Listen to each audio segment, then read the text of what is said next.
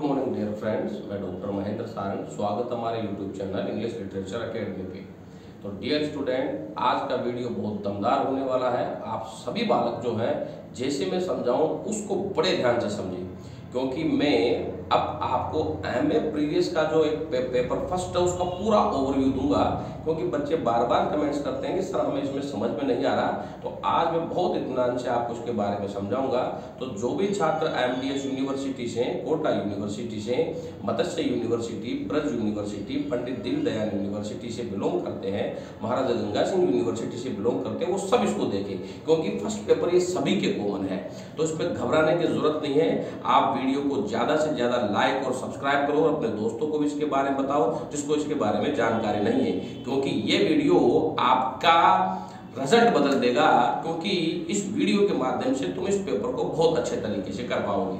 तो जैसा कि ये वीडियो जो है एमए प्रीवियस के फर्स्ट पेपर है और लिंग्विस्टिक का पेपर है, ये अप्लाइड लिंग्विस्टिक का पेपर है, ग्रामर का पेपर है। तो सबसे पहले इसमें जो आपके जो क्वेश्चन आते हैं वो बेसिक पैटर्न का आता है, एसवीओसीए का, जिसमें आपको बेसिक पैटर्न के आधार पर ये बताना पड़ता है कि इसमें सब्जेक्ट क्या है, वर्ब क्या है, ऑब्जेक्ट क्या है, कॉम्प्लीमेंट क्या है, एडवर्ब क्या है, एडजेक्टिव क्या है। तो इसके लिए डियर स्टूडेंट आप पार्ट्स ऑफ स्पीच पढ़ लीजिए। जिनको पार्ट्स ऑफ स्पीच की थोड़ी बहुत नॉलेज है वो इसको बेनिफिशियल अच्छे तरीके से कर लेगा। फिर मैं बात करना चाहूंगा, इसमें टेंस के क्वेश्चन भी आते हैं, वर्ब से रिलेटेड है, जो पंडित दीनदयाल में, ब्रज यूनिवर्सिटी में ज्यादा पूछे जाते हैं। तो आप उसको सोल्व करने के लिए जो टेंस का जो पैटर्न है उसमें प्रेजेंट, पास्ट और फ्यूचर टेंस में कंडीशनल जो वर्ब है, फ्यूचर टेंस जब आप पढ़े तो कंडीशनल वर्ब को लेकर के पढ़े। ज्यादातर इसमें प्रेजेंट सिंपल के क्वेश्चन, पास्ट सिंपल के और पास्ट परफेक्ट के वर्ब से रिलेटेड क्वेश्चन पूछे जाते हैं। और अगर फ्यूचर में पूछेगा तो कंडीशनल वर्ब का प्रश्न पूछेगा आपके इसमें, तो आप इसको विशेष रूप से आप करें।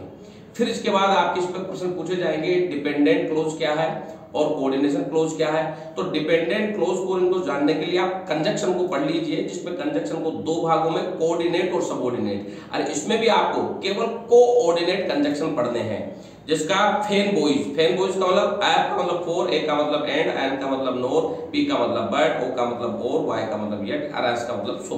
तो आप इसको आराम से पढ़ लोगे तो आपको इसमें डिपेंडेंट क्लोज ढूंढना आ जाएगा। और ध्यान रखिएगा, WH वर्ड से शुरू होने वाला जो सेंटेंस होता है, जो वर्ड को उनका जवाब देता है, वो डिपेंडेंट क्लोज में आता है। तो इस तरह से आप इसको ढूंढें। अब इसमें जो महाराजा गंगा सिंह यूनिवर्सिटी के जो स्टूडेंट है उनके इसमें क्लोज और फ्रेजेस भी है। तो ध्यान रखिए, क्लोज का अपना प्रेडिकेट होता है, फ्रेज का अपना कोई प्रेडिकेट नहीं होता है। क्लोज में नाउन क्लोज आता है, एडवर्ब क्लोज आता है, एडजेक्टिव क्लोज आता है। नाउन क्लोज का पता वर्ड से पता किया जाता है, वर्ड से प्रश्न पूछ लीजिए, आपको नाउन क्लोज का पता चल जाएगा। एडजेक्टिव क्लोज में उस क्लोज से पहले एडजेक्टिव दिया रहेगा, आप उससे पता कर लोगे।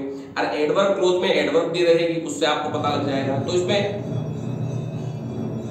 इस तरह से क्लोज के क्वेश्चन अपन अच्छे तरीके से कर पाएंगे। तो क्लोज और फ्रेज के इतना डिफिकल्ट नहीं है, आप आसानी से कर पाओगे। फिर इसमें आपके कंसेप्ट और नोशन का क्वेश्चन आता है। ध्यान दीजिएगा, कंसेप्ट और नोशन में आपको मॉडल्स की अच्छी जानकारी होनी चाहिए। Can, could, may, might, shall, should, will, would, must आदि मॉडल की आपको अच्छी तरह जानकारी होनी चाहिए। इसमें कंसेप्ट में मॉडल के बारे में लिखा जाता है कि ये सेंटेंस को देख करके ये मॉडल है और इसका यूज इन में होता है। और उसका नोशन जब लिखा जाता है तो नोशन में ये समझाया जाता है कि इसका यूज इसमें इस वजह से हुआ। तो इस तरह से आप कंसेप्ट और नोशन को अच्छे तरीके से कर पाओगे। और ये सभी यूनिवर्सिटियों में सेम क्वेश्चन आता है इसका। फिर इसके बाद आपका जो क्वेश्चन आएगा वो उस क्वेश्चन में कईयों के देखो एक्टिव पैसिव के क्वेश्चन भी पूछे जाते हैं, डायरेक्ट इनडायरेक्ट नरेशन के क्वेश्चन भी पूछे जाते हैं और डिटरमिनर्स के क्वेश्चन भी पूछे जाते हैं। जो पंडित दीनदयाल यूनिवर्सिटी के जो बच्चे हैं, जो ब्रज यूनिवर्सिटी के बच्चे हैं, वो विशेष रूप से इसको ध्यान में दो। लेकिन राजस्थान यूनिवर्सिटी के बच्चों के पहला क्वेश्चन एसवीओसीए का आता है, दूसरा मॉडल्स का आता है, तीसरा जो होता है वो डिपेंडेंट क्लोज आदि से रिलेटेड क्वेश्चन पूछा जाता है, और चौथा क्वेश्चन जो आता है वो वर्ब एग्रीमेंट का आता है। तो इस तरह से ये ग्रामर पैटर्न हो गया। फिर अपन बात करते हैं इसमें सिनोनिम्स, एंटोनिम्स, वन वर्ड, ये सभी यूनिवर्सिटी के छात्रों के सेम आता है। सिनोनिम्स, एंटोनिम्स और इडियम फ्रेजेस, इनका याद करने का कोई तरीका नहीं है। हाँ, जो छात्र एसएससी वगैरह की इनकी तैयारी कर रहा है उनको ये थोड़ा अच्छी नॉलेज होती है। लेकिन आप जो लुसेंट ग्रामर की जो किताब है, लुसेंट की ग्रामर से आप अच्छे तरीके से लर्न कर सकते हो।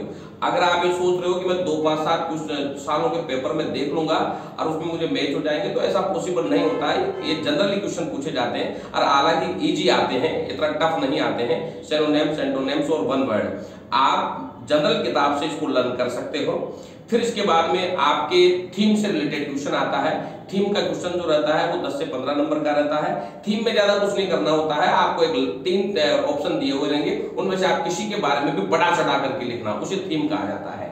फिर आपके एक पैसेज आता है जो टाइटल्ड पैसेज होता है एक, और एक होता है जिसमें आपको पूरा पैसेज दिया रहेगा और उसमें 4 क्वेश्चन पूछे जाएंगे।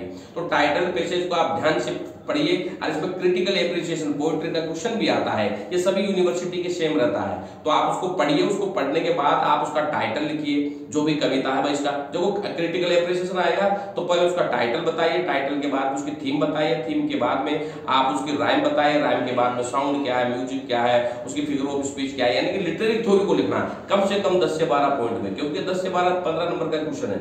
और जो दूसरा क्वेश्चन आएगा डिस्क्रिप्टिव, उसको पढ़ करके आप जो क्वेश्चन रहेंगे उनके आंसर दीजिए, लेकिन लाइन टू लाइन मिलाकर के आंसर नहीं देना है। इसके बाद फिर आपके मोरिफॉर्म से, इनसे रिलेटेड क्वेश्चन पूछा जाता है, फोनेटिक वर्ड स्ट्रेस से रिलेटेड क्वेश्चन पूछे जाते हैं। तो जो बालक रीड की या ग्रेड की तैयारी कर रहे हैं उनको इन चीजों की नॉलेज है, क्योंकि आप पीजी में पढ़ रहे हो तो आपको इन चीजों का पता होना चाहिए, और बेसिक जनरल क्वेश्चन ही पूछे जाते हैं।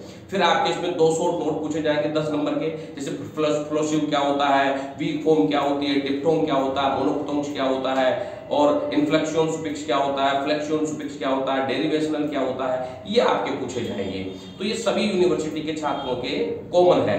तो ध्यान रखिए, जो पेपर पैटर्न मैंने बताया है, Braj university, Pandit Deendayal university, Rajasthan university और एमजेएस यूनिवर्सिटी बीकानेर, ये बच्चे विशेष रूप से इसको ध्यान दें। जिस पैटर्न से मैंने बताया उसी पैटर्न से आप इसको करिए। फिर भी कोई दिक्कत आती है तो आप मुझे कमेंट बॉक्स में लिख के जरूर बताएं।